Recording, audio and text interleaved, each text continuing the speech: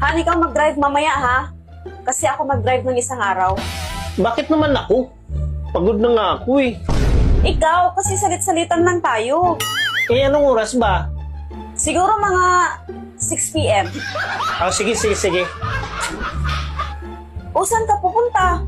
May hiramin lang ako sa kapitbahay. A few moments later.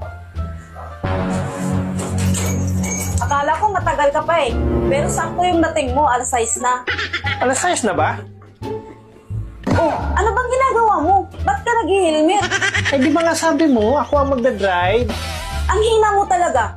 Ako ang drivean mo, hindi motor. Oo, alam ko naman na ikaw. Eh, alam mo pala, bakit ka nag-helmet? Nananabunot ka kasi. Huwag ka na mag-helmet. Hindi na kita sasabunutan. Siguraduhin mo lang.